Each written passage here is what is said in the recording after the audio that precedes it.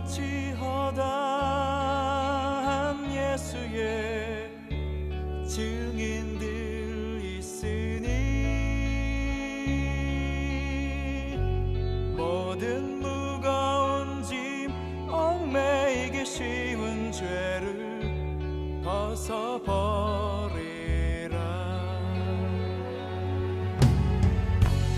우리 앞에 펼쳐진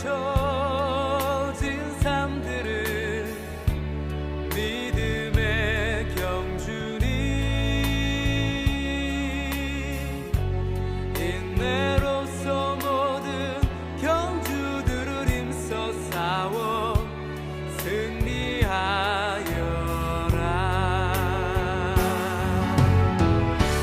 믿음의 몸 되신 십자가 지신 주님, 어려움 닥칠 때마다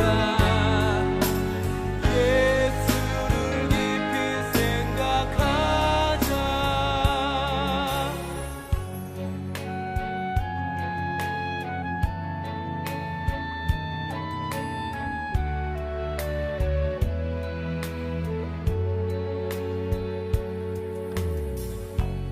구름같이 허다한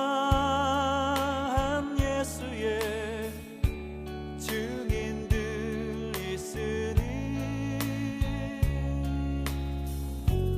모든 무거운 짐 얽매이기 쉬운 죄를 벗어버리라.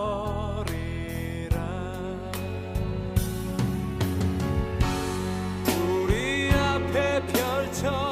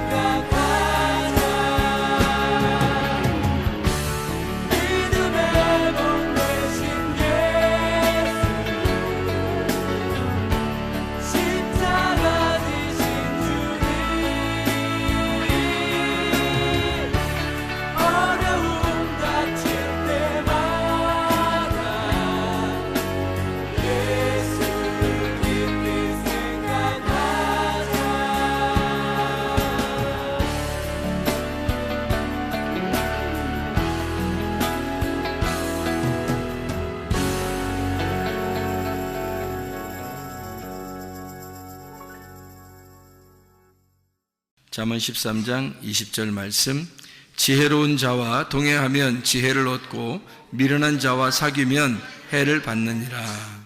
아멘. 여기 지혜로운 자와 동행하면, 이럴 때 그 동행한다는 말이 할라크이라는 말입니다.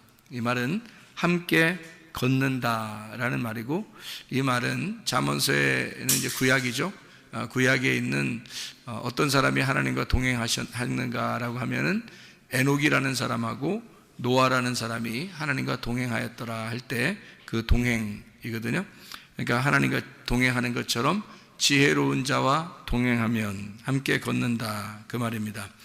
그렇게 하면 지혜를 얻는다 그랬습니다. 그 지혜가 뭘까? 지혜는 생명나무가 되는 것이고, 지혜는 예수님 말씀을 말합니다. 그러니까 예수님 말씀이라는 것을 얻는다 그 말이에요. 지혜를 얻는다 그 말이에요. 그러니까 세상 지식을 아무리 많이 얻어도 그건 지혜가 아니에요. 생명나무가 되시는 예수님을 얻어야 지혜를 얻는 것이다. 그렇게 말씀할 수가 있는 거죠. 또 미련한 자와 사귀면 해를 받는다라고 해서 이 미련한 자라는 말이 캐실이라는 단어입니다. 이 캐실이라는 단어는 살찐, 미련한, 바보 이렇게 말하는 거죠. 그러니까 미련한 자와 사귀면 이게 카살, 살찌다, 미련하다, 바보를 말하는데요. 바보, 그러니까 우리가 생각하는 그런 개념하고는 좀 틀려요. 바보, 그러니까 여러분 밖에 바보 다 이렇게 살찌 그런 의미로 성경을 보면 안 된다 그랬죠. 이게 그러니까 너무 자기만 많이 먹어서 살이 쪘다 이거예요. 그러니까 이거는 우리가 쉽게 얘기해서 밥을 많이 먹었다는 말이 아니고 말씀을 많이 알고 있는 사람을 말하는 겁니다.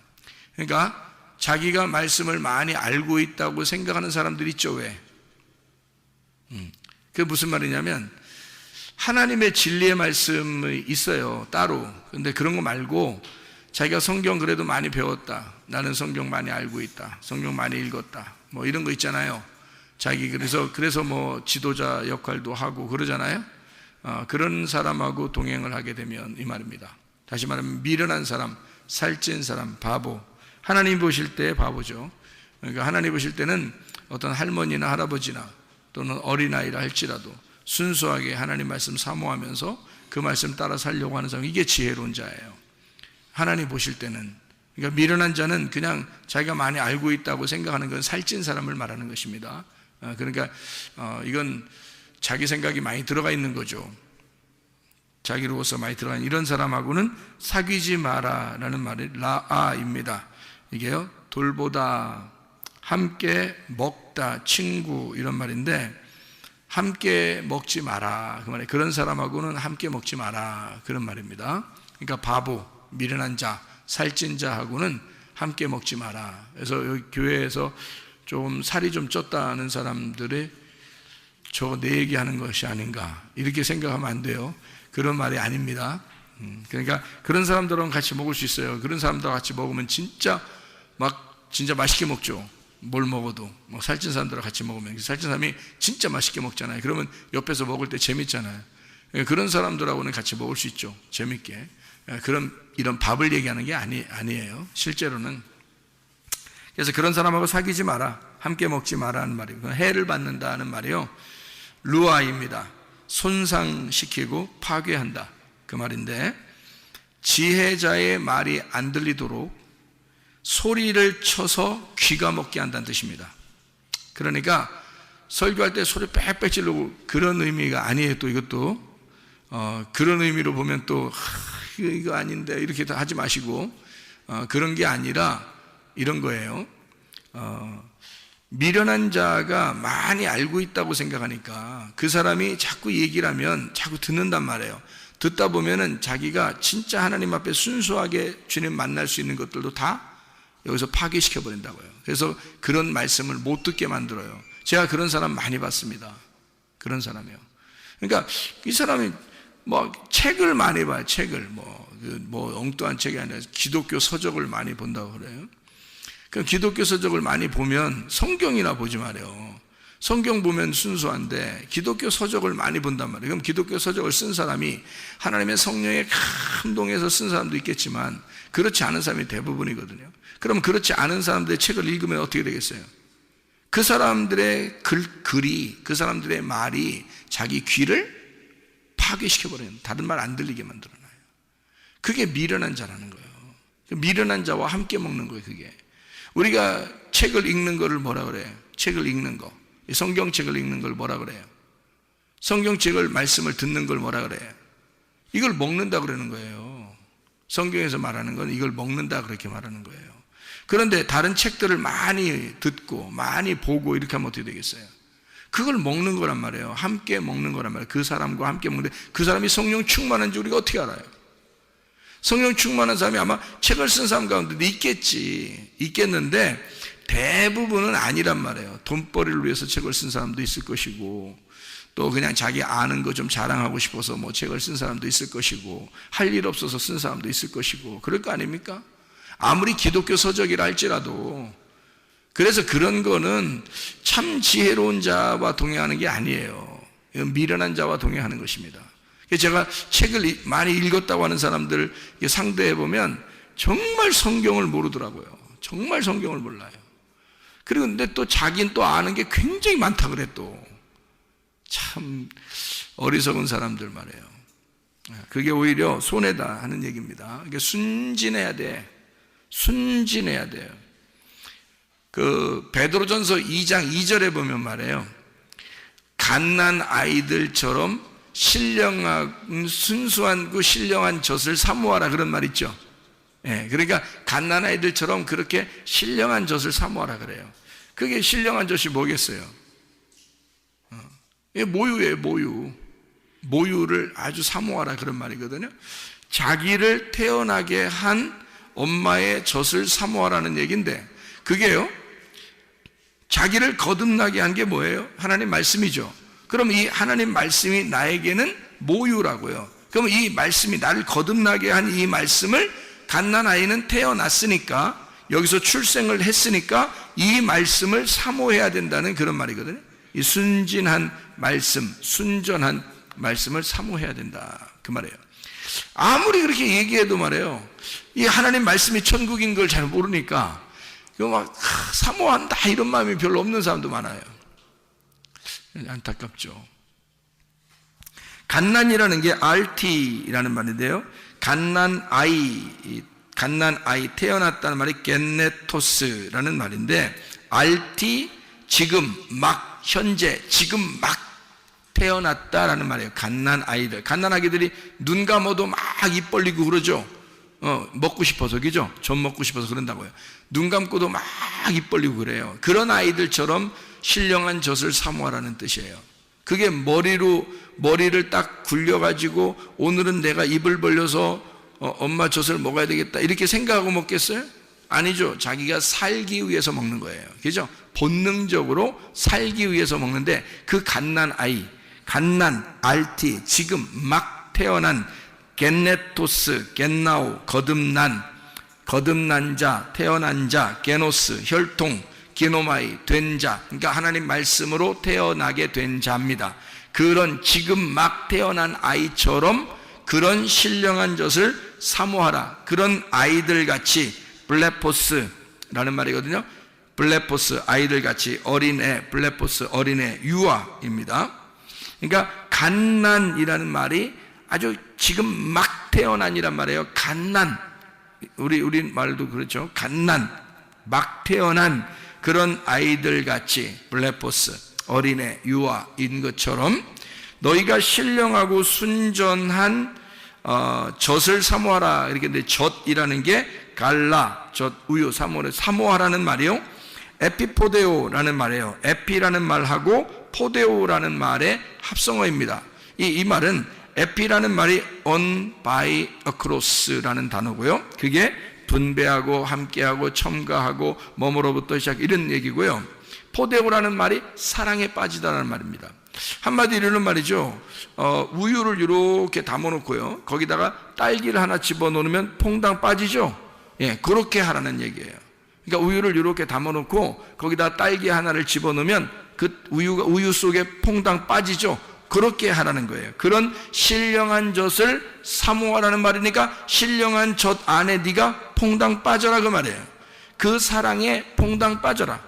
갓난 아이는 그게 전부니까. 그러니까 그 사랑에, 그 젖에 퐁당 빠져버려라. 그 사랑에 빠져버려라. 그런 말이에요. 그 신령하고 순전한이라는 말이요, 무슨 단어를 썼냐면 로기코스 아돌로스라는 단어를 썼습니다. 이 아돌로스라는 단어가 속일 수 없는 순수한이란 말입니다. 아라는 말하고 돌로스라는 말의 합성어예요. 아라고 하는 말은 아니다 라는 말이고요, 돌로스라는 말은 섞음질, 그러니까 속기 쉽게 섞어놓은 걸 말해요. 그러니까 속기 쉽게 섞어놓지 않은 것을 사모하라는 거예요. 자, 그러니까 여러분, 어떤 말씀을 사모하라는 거예요? 깨끗하고 아무것도 섞이지 아니한 것을 사모하라는 뜻이에요. 여러분이 그럴 마음을 가지고 있어야 된다는 겁니다.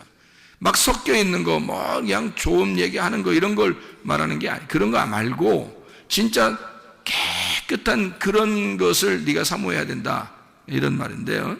신령하고라는 말을 여기서는 로기코스라는 말로 썼습니다. 로기코스라는 말 아시죠?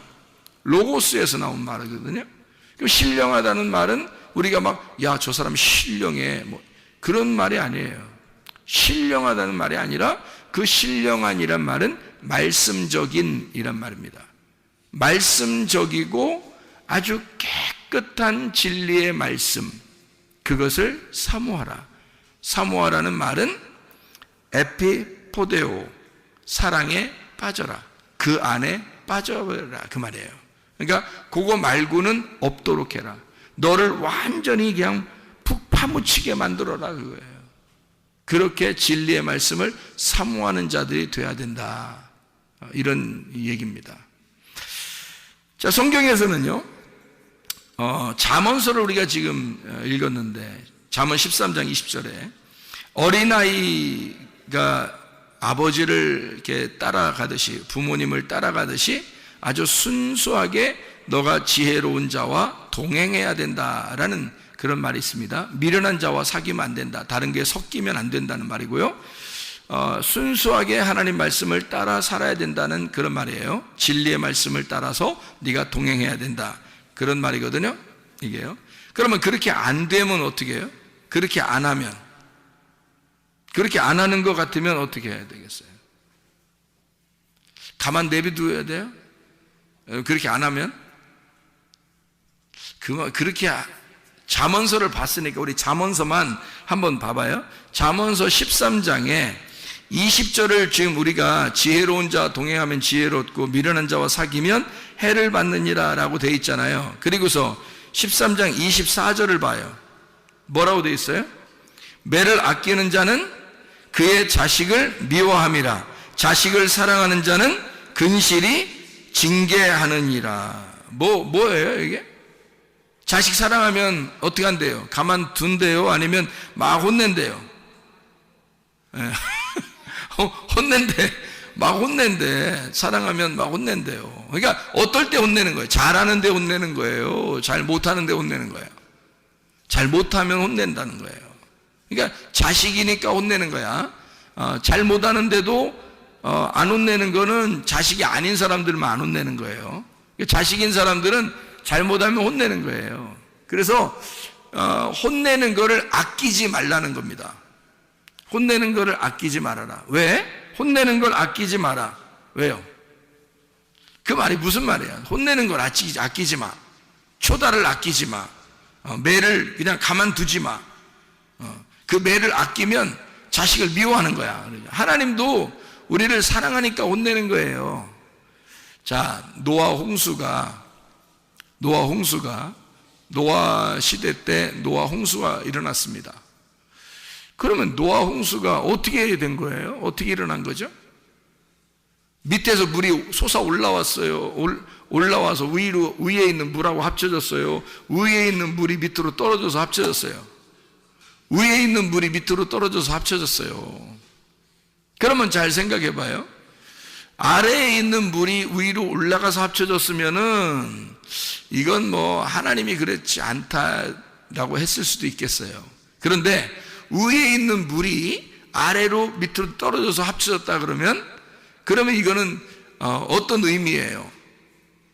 위에 있는 물이 아래로 밑으로 떨어져서 합쳐지면은, 그래서 사람들 다 죽었거든요. 그죠? 사람들 다 죽었는데 누구 식구들만 살았어요? 노아 식구들만 살았어요. 노아 식구들이 살았다는 말은 노아가 이름이 뭐예요? 노아흐라는 게 안식이라는 말이고 위로라는 단어거든요. 안식이라는 단어, 위로라는 단어인데, 그러면 이 노아하고 같이 있는 사람들은 안식을 누린다는 얘기잖아요. 그죠? 그리고 위로를 받는다는 얘기야. 근데 그날 사실은 무슨 일이 벌어졌어요? 물이 다 떨어져가지고 다 죽여놨어요. 다 죽였는데 노아의 이름이 안식이고 위로라는 단어거든요. 그러면 하나님이 뭐 때문에 홍수, 무슨 홍수라 그러면 노아의 홍수라 그래. 그리고 방주를 노아의 방주라 그러거든요. 그러면 생각해 보세요. 어디에다 초점을 맞춰야 돼요, 우리는? 어디에 초점이 있어요? 항상 결론은 먼저 나와요, 나중에 나와요? 결론은 나중에 나오죠. 그러면 나중에 나오는 이 결론은 뭐라고 거기에 써 있어요? 노아 방주가 둥둥둥 떠다니고 노아 방주에 있는 사람들은 살았더라. 이게 결론이죠. 그죠? 그러면 그 전에 있는 물 다 떨어지고 이거든요. 결론이 아니지. 그거는 심판을 말하는 거잖아요. 그죠? 이건 하나님이 매를 때리는 거나 마찬가지죠. 그런데 마지막으로 이렇게 보면 노아 홍수가 다 끝나고 노아 방주에 있는 사람들은 다 살았더라. 이게 결론이잖아요. 그러면 여러분, 하나님의 마음은 어디에 있었던 거예요? 물로 다 때려서 죽이는 게 하나님 마음에 있는 거예요. 노아 방주 안에 있는 사람 살려주는 게 그게 하나님 마음인 거예요. 예, 노아 방주 안에 있는 사람들을 살려주는 게 하나님의 마음, 하나님의 위로, 하나님의 안식이었다는 거죠. 하나님의 사랑. 무슨 말인지 알겠죠? 그러니까 그런 날이 노아 홍수 때 이루어졌는데, 그 노아 홍수 때 이루어지는 이 날이 말이에요. 여러분 잘 생각해 봐요. 노아 홍수 때 이루어지는 이 날이 신약에 어디에 이루어졌어요? 신약에 어디 이루어진 때가 있는데요. 여러분, 요한복음 4장에 이루어졌습니다. 사마리아 여자한테. 그럼 사마리아 여자를 예수님이 찾아가서 사랑했어요, 안 했어요? 예수님이 사마리아 여자를 만나서 사랑했어요, 안 했어요? 사랑했죠. 그러니까 예수님이 결국에는 사마리아 여자를, 결론으로 보면은 예수님이 사마리아 여자를 사랑했어요. 그죠? 근데 처음에 만날 때는 어떻게 만났어요? 서먹서먹하게 만났어요. 서먹서먹하게 만나가지고 예수님이 사마리아 여자의 가슴을 찢어놨어요. 처음부터 그냥 어루만져 줬어요. 찢어놨어요, 처음부터. 그죠? 원래 너하고 나는 달라. 근데 내가 너 물 이제까지 맨날 들어오는 거 내가 물 좀 한번 주려고 왔는데? 라고 얘기하면서요. 그럼 나 그 물 좀 주세요. 그러면 주면 되는데, 사마리아 여자한테 너 남편 좀 데려와봐 그랬잖아요, 먼저. 그럼 남편 데려오는, 남편 없어요. 아니, 남편 있는 사람이 없다고 말하는 게 쉬운 일이에요? 쉬운 일 아니거든요. 근데 남편 없다는 얘기를 꼭 들어요. 그리고 듣고 나서 뭐라면, 그래, 네가 말한 게 옳은 것 같아. 네가 없다고 하는 게 맞아. 이렇게 얘기했어요. 그러면 이 사람 지금 자기가 남편이 있었는데, 여러 명 그것도 있었는데, 자기가 지금 있는 남편도 남편이 아니라고, 그러면서 예수님이 지금 네 남편 아니야 라고 얘기하면서 다 뒤집어 엎어버리니까, 그렇죠? 그 여자의 가슴 안에 지금 뭐가 들어간 거예요? 하나님의 심판이 들어간 거예요. 자, 처음에 어떻게 했다고? 아랫물을 떨어오는 여자에게 무슨 물 준다 했다고? 위의 물이 내가 왔다 그랬잖아요. 그죠? 위의 물인 내가 왔으니까 내 물을 너에게 주고 싶었다, 그런 말 아니에요. 오니까 물이 합쳐지니까 어떻게 돼? 밑에서 사마리아 여자가 죽어버리는 거야. 그거 맞고, 예수님을 만나서 예수의 말을 듣고 사마리아 여자가 사망해버리는 거야, 그냥. 그렇죠? 그리고 난 다음에 예수님이 위의 물로 자기가 주겠다 하고, 그리고 자기를 남편으로 맞아들이도록 그렇게 했단 말이에요, 사랑을. 이해가 되겠죠? 그러니까 노아 홍수의 이야기는, 노아 방주의 이야기는 바로 사마리아 여자에게 나타난 예수님의 이야기와 같은 거라는 얘기죠. 자, 물이 떨어지면, 위에 있는 물이 땅으로 떨어지면 뭐가 일어난다고? 심판이 일어난다고. 먼저 심판이 먼저 일어나고, 그게 뭐예요? 성경 잠언서 13장 24절의 말씀에 보면 하나님이 어떻게 한 거라고? 사랑이라는 결론을 가지고 사람을 후드러 패버린 거라고. 맞죠? 노아 홍수 때도 사람들을 후드러 패버렸죠? 그리고서 노아 식구들을 다 구원했죠? 자, 사마리아 여자한테도 어떻게, 사마리아 여자한테도 와가지고 사마리아 여자도 후드러 패버리죠? 물이 떨어질 때 확 후드러 패버리죠? 그리고 사마리아 여자를 사랑하죠? 무슨 말인지 알겠습니까? 네, 똑같잖아요? 결론 부분에서는 사랑하는데 먼저 만날 때는 후드러 패버린단 말이죠. 그죠? 그러니까 심판과 사랑이 같이 나오더라는 거야. 자, 무슨 말인지 아시겠어요? 자, 심판과 사랑이 같이 나오더라. 자, 그런 이야기를, 그럼 먼저 초달, 먼저 매를 때린다는 것이 나오는데 하나님은 사랑하는 자에게 먼저 물을 가지고 후려 시해낸다는 거죠. 심판을 하고 초다를 아끼지 아니하고 매를 대서 자식을 혼내버린다는 얘기예요. 그리고 다시 결론의 부분에서는 널 사랑하겠다, 그렇게 되는 거죠. 무슨 말인지 알겠죠? 그러니까 왜 그렇게 이런 일들을 하냐면 성경에 처음부터 끝까지 모든 이 말씀들은 다 나무 두 개의 이야기예요. 어떤 나무 두 개의 이야기일까요? 선악과와 생명나무에 대한 이야기라겠죠. 선악과와 생명나무가 에덴 동산에 같이 있는데 창세기 3장에서는 뭘 먹었다고? 선악과를 먹었다고. 그럼 요한계시록에서는 뭘 먹는다고? 생명나무를 먹게 된다고. 그러면 선악과를 먹은 사람한테는 그냥 잘했어 해야 되는 거예요? 심판을 해야 되는 거예요? 심판을 해야 된다는 얘기란 말이에요.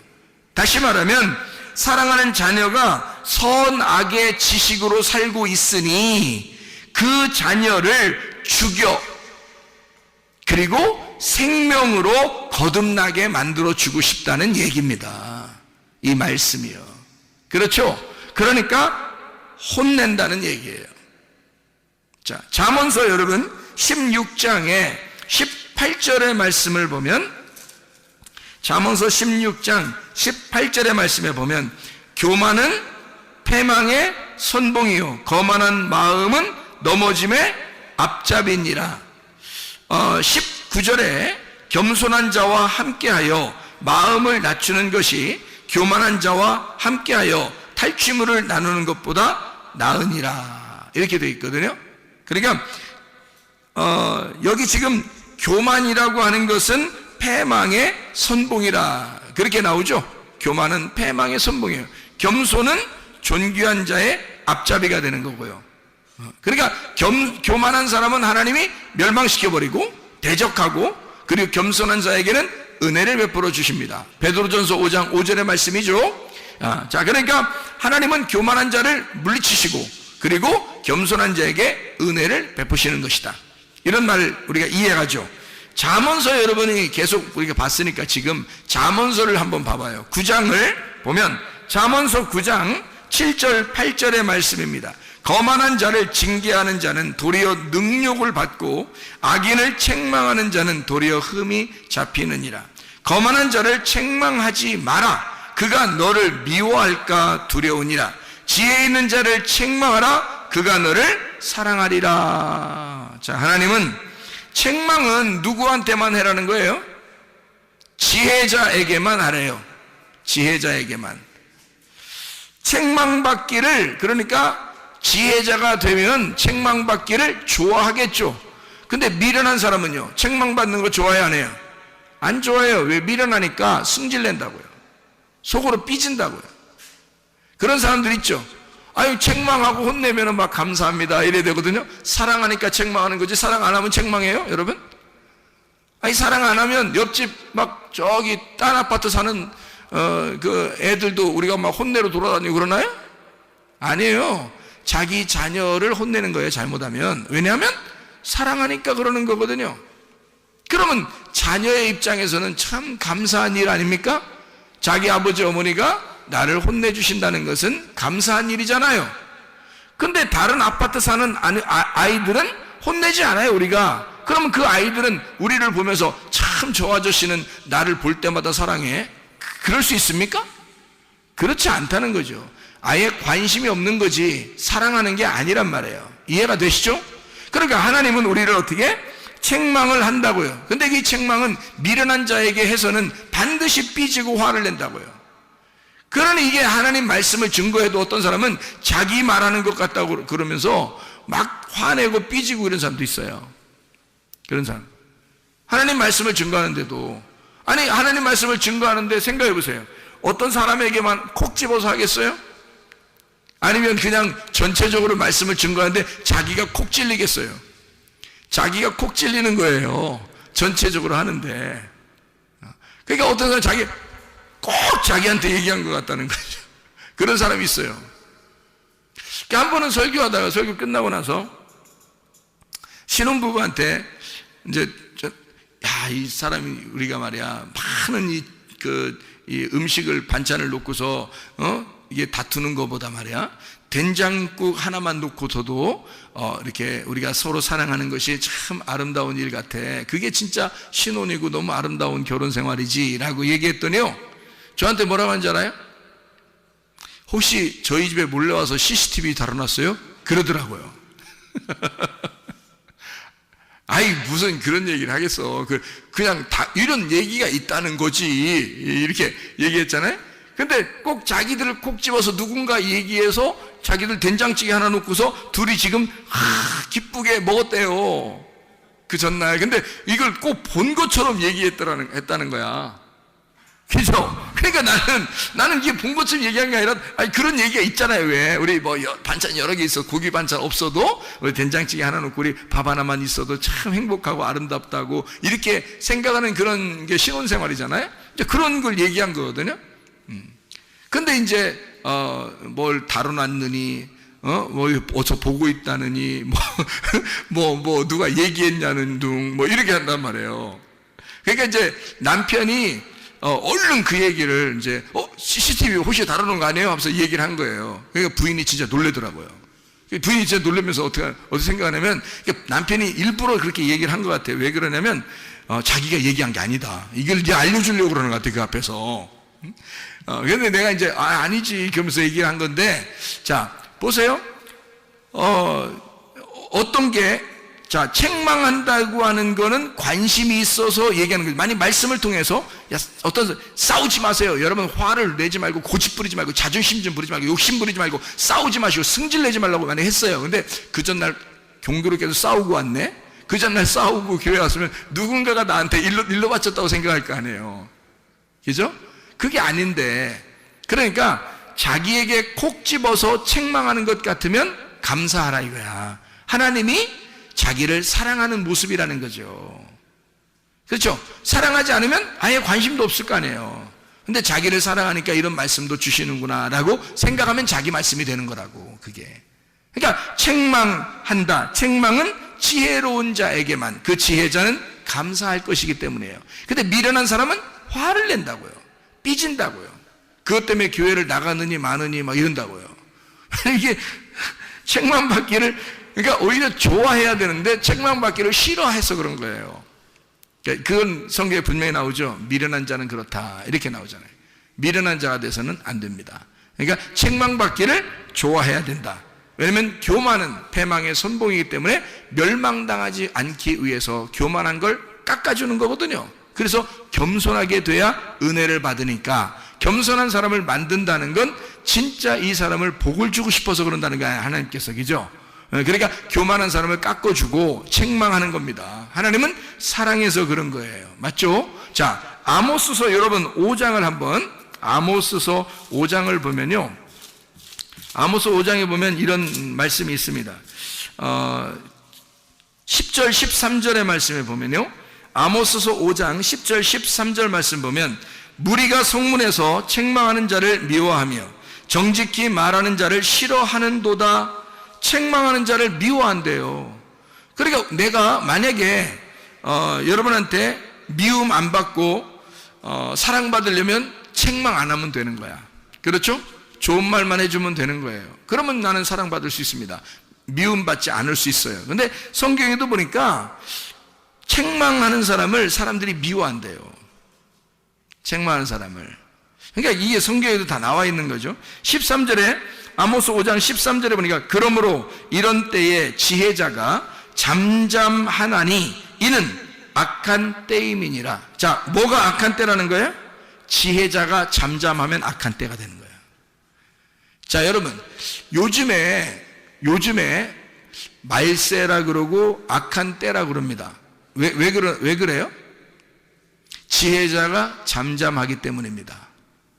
지혜자는 어떤 사람을 얘기하는 거냐면 책망을 즐겁게 생각하는 사람이란 말이죠. 책망을 즐겨 듣는 사람, 그것을 감사하게 생각하는 사람들이 있는 거, 이게 선한 거거든요. 하나님 보실 때는 사랑을 사랑으로 받아들이는 거거든요. 성경에 있는 하나님의 말씀을 사랑으로 받아들이는 거거든요. 그런데 지혜자가 부족해. 지혜자가 없어. 지혜자가 말하는 것을 듣질 않아. 그러니까 사람들이 그 책망하면 미워해. 이게 어떤 때다? 악한 때다. 네 마음 안에, 너라는 땅에 종말이 왔다. 악한 때다. 가장 어둡게 되었다. 그 말이에요. 너에게 종말이 온다. 너는 그것을 싫어하기 때문이다. 그런 말입니다. 여러분, 우리가 지혜자와 동행하면 지혜롭고 미련한 자와 사귀면 해를 받느니라 라는 말을 우리가 이해하겠죠. 무슨 말인가? 그럼 우리는 지혜자와 동행을 해야 되겠습니다. 그럼 지혜자는 뭐고 미련한 자는 뭐냐? 요거를 나누어서 한번 얘기해 볼게요. 여러분, 주님을 위해서 열심히 수고하는 사람이 있습니다. 물론 이렇게 진리의 말씀을 알고서 수고하는 사람도 있겠지만 그냥 뭣도 모르는데 그냥 열심히 수고하는 사람이 있어요. 자, 어떤 사람? 지혜로운 자예요? 미련한 자예요? 미련한 자예요. 뭘 모르고 열심히 수고하는 거잖아요. 그렇죠? 뭘 모르고 열심히 수고하는 거잖아요. 그러면 율법 안에서 수고한다는 얘기인 것이고 이게 노력한다는 얘기고 이게 종교라는 겁니다. 쉽게 얘기해서 자기가 그렇게 안 하면 불편한 거예요. 그래서 자기를 위한 노력을 하는 거예요. 자기를 위한 열심을 나타내 주는 거죠. 그러면 이건 어떤 관계냐면 주인과 종의 관계예요. 그래서 주인에게 종이 열심히 안 하면 혼날까 봐 하는 거를 열심히 수고한다. 자기 중심이면서 내가 항상 내가 생각하는 대로 종교심을 가지고 열심히 하는 것을 종교라 그러고 나의 수고라 그러는 거예요. 그럼 이것은 지혜로운 자예요? 미련한 자예요? 미련한 자입니다. 그럼 지혜자는 뭘까요? 그럼 지혜자는 어떤 사람을 말하는 거냐면 열심히 모르고 수고하는 사람이 아니라 열심히 알려고 하는 사람입니다. 왜냐하면 성경에 영생이라고 하는 게 아는 것을 영생이라고 그랬거든요. 요한복음 17장 3절의 말씀에 영생은 유일하신 하나님과 그 아들 예수 그리스도를 아는 것이다 라고 되어 있습니다. 그 아는 것이다 라고 하는 말이요, 동침하는 것이다 라는 말이에요. 그러면 나하고 몸이 하나가 돼서 그를 진정으로 알게 되었다 이 말이에요. 마음으로 알게 되었다 그런 거죠. 그러니까 알게 된 거예요. 알아진 거죠. 서로 이렇게 둘이 동침을 함으로써 둘이 하나가 되었다 그 말이에요. 그런 아는 것을 얘기하는 거거든요. 하나님과 그 아들 예수 그리스도를. 그랬더니 그것이 영생이래요. 영생이라는 말이 뭐예요? 영원한 생명이라는 우리나라 말로는 영생이니까 영원한 생명을 얘기하는 거죠. 생명은 생명인데 영원한 생명이야. 그러니까 죽었다 살았다 하는 게 아니고 계속 살아있는 걸 영생이라 그렇게 말하는 거예요. 그러니까 그런 영생이 뭐냐 봤더니 아는 것이래요. 어떻게? 하나님과 그리스도와 내가 동침하는 것이다 이렇게 이야기를 하는 거죠. 그러니까 우리는 어떤 모르고 수고하는 게 아니라 아는 것, 그냥 주님과 사랑을 나누는 거란 말이에요. 이거 어려운 거 아니죠. 자, 부부가 됐습니다. 부부가 둘이 사랑을 나누는 건 아주 자연스러운 일이죠. 그건 어려운 일이 아닙니다. 그건 행복한 일이죠. 다시 말하면 생명이라고 하는 건요, 우리에게 사랑을 전제로 하잖아요. 사랑, 이게 생명은 살아있는 거란 말이에요. 살아있는 건 사랑을 전제로 한다고요. 그 사랑은 뭐를 전제로 하는 거냐면 서로 진리, 서로 참되다는 거야. 서로 진실해야지만이 사랑이 있는 거예요. 누군가가 거짓말 한다면요, 그러면 사랑이 다 깨져버리는 거예요. 거짓말을 누군가 한다면 서로 중에서 둘 중에 누가 거짓말 한다면 이건 다 사랑이 깨져버립니다.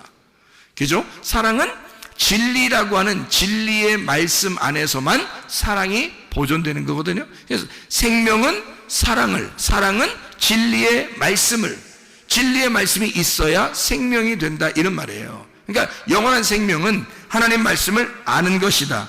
진짜 사랑이 뭐냐 이거야. 진짜 사랑이 뭐냐 이거야. 그게 생명인데 그게 뭐냐 이거야. 진짜 사랑이 뭐냐 이거야.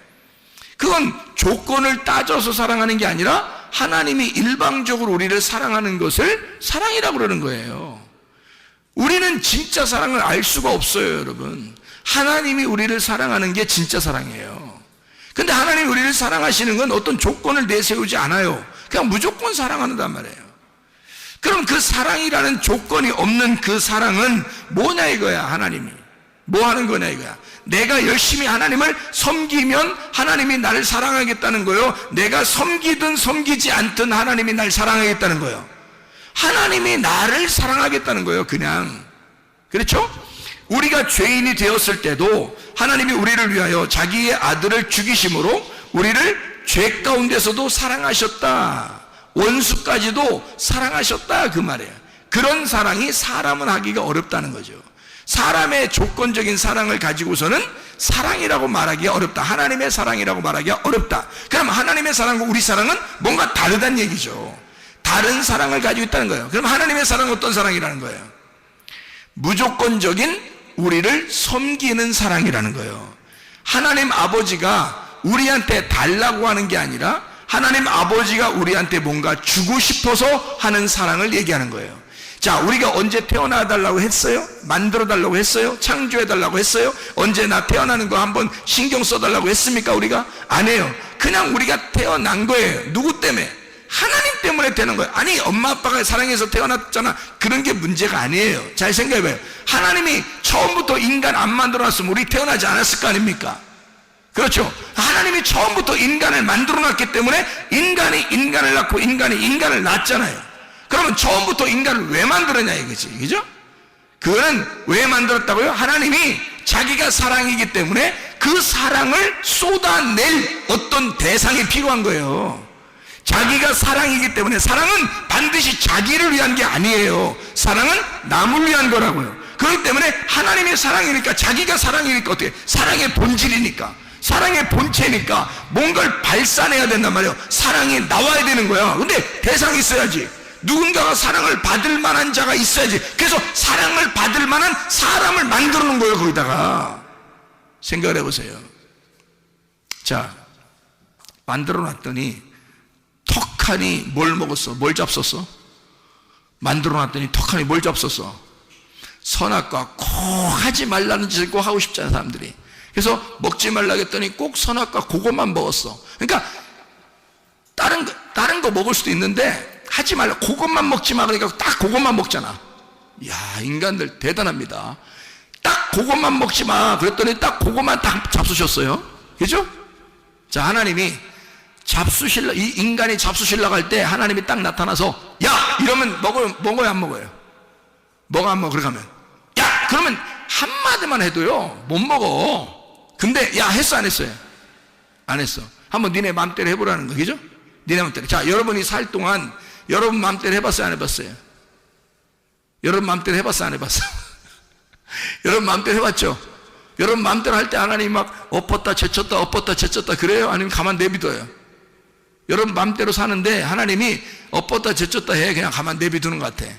가만 내비두는 것 같죠? 그죠? 여러분 마음대로 살아가는데 하나님은 그냥 내비두는 것 같아. 다시 말하면 선악과를 먹고 있는데도 가만두는 거야, 하나님이. 왜 그럴까? 왜 그래요? 아니, 처음부터 야! 하면 안 먹는데 그러면 깔끔하잖아? 그런데 왜 그 야! 그 한 소리를 안 해가지고 그냥 먹도록 냅두냐고 생각을 해보시는 거예요. 왜 그럴까? 하나님이 자신 있으니까 그런 거야. 하나님이 자신 있으니까. 니네가 선악과 먹어서 죄를 지어도 내가 너를 사랑하는 데는 변함이 없고 내가 너를 충분히 사랑할 수 있어 라는 자신이 있으니까 그러는 거야. 여러분, 여러분이 죄인임에도 불구하고 주님은 여러분을 사랑하십니다. 여러분을 사랑하실 그 자격이 있고 그분은 자신 있는 거야. 사랑만큼은 자기가 자신 있는 거야. 그러니까 여러분이 무슨 죄를 지어도 하나님이 그냥 둘 수 있어요. 왜? 너희들 아무리 죄 져도 나는 사랑만큼은 자신 있어. 그러니까 니네가 어떤 상황이라도 너희들은 죄 지어서 불편스럽겠지만 나는 너희들이 어떠한 상황에 있더라도 나는 너를 사랑할 자신이 있다, 이 말이에요. 그게 하나님의 마음이라는 거죠. 자, 어떻게 해설해도 사랑하신다? 책망을 해설해도 사랑하신다. 그러니까 결론 부분에 보면 다 생명나무라는 거죠. 결론 부분에 보면 처음에 시작은 선악과로 시작했을지 모르지만 그것이 인간들이 먹어서 선악과로 시작했을지 모르지만 결론 부분에 있어서는 생명나무로 끝내겠다는 것입니다. 그러면 그 중간에 선악과를 먹은 것에 대한 책임은 누가 지겠다는 거예요? 자기가 지겠다는 거예요. 그 선악과에 대한 책임을 우리 보고 지라는 거 아니에요, 여러분. 그러니까 이게 지혜로운 자와 동행하라는 거지. 하나님은 그런 하나님이라는 걸 인정하라는 겁니다. 나는 너를 그렇게 끝까지 사랑하고 끝까지 섬기는 하나님이다 라고 하는 것이 이게 지혜다.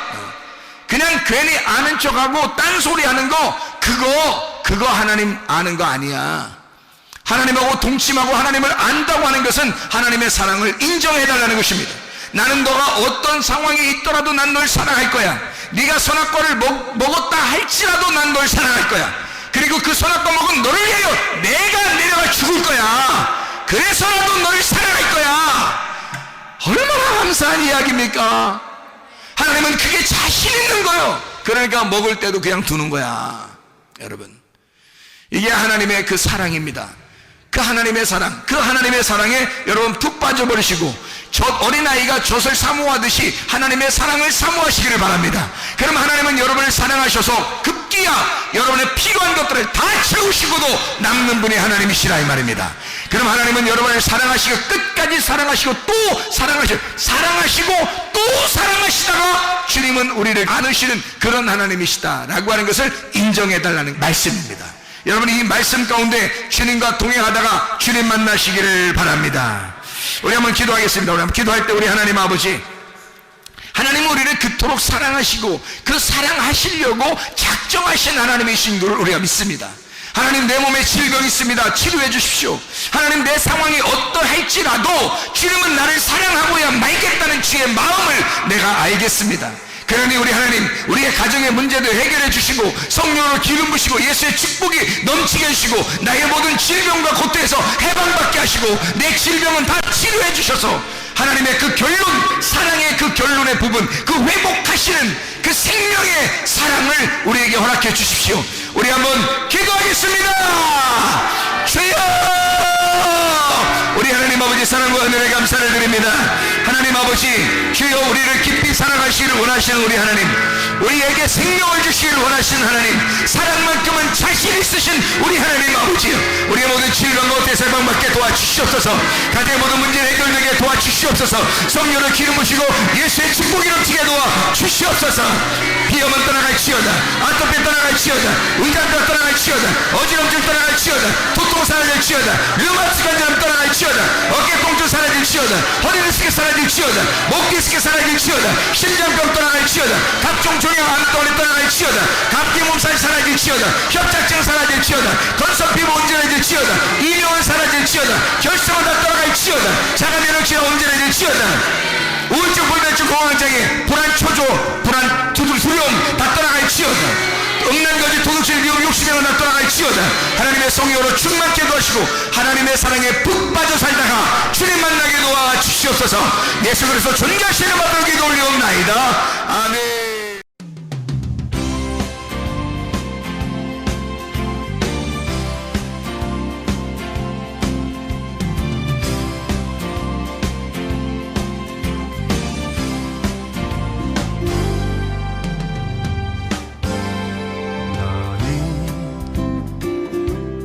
너머로 뻗은 나무 가지에 푸른 열매처럼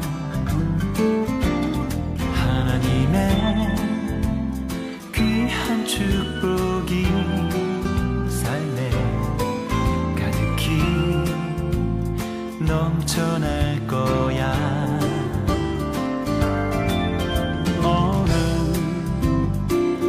어떤 시련이 와도 능히 이겨낼 강한 발이 있어. 전능하신 하나님께서 너와 언제나 함께 하시니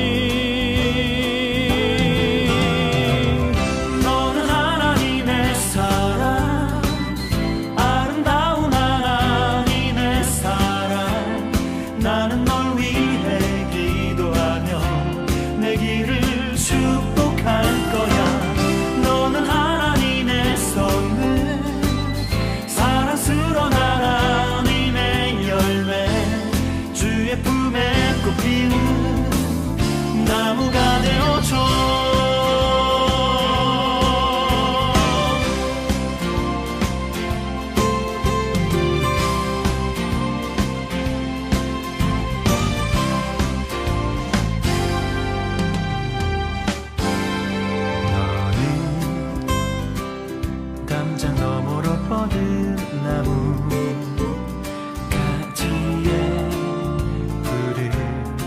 열매처럼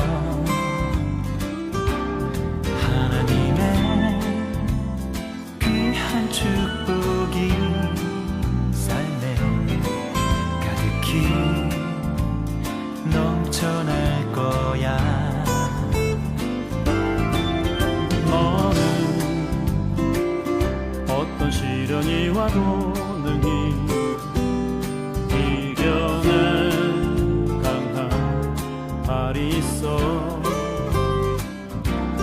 전능하신 하나님께서 너와 언제나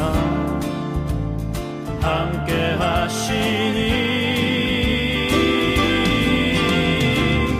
너는 하나님의 사랑, 아름다운 하나님의 사랑.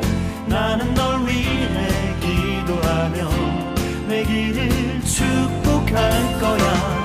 너는 하나님의 선물, 사랑스러운 하나님의 열매, 주의 품에 꽃 피우는 나무가 되어줘.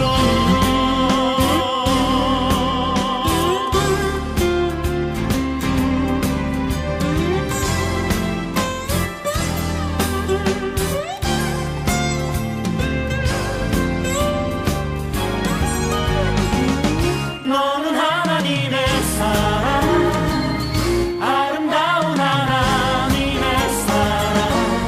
나는 널 위해 기도하며 내 길을 축복할 거야. 너는 하나님의 선물, 사랑스러운 하나님의 열매, 주의 품에 꽃 피우는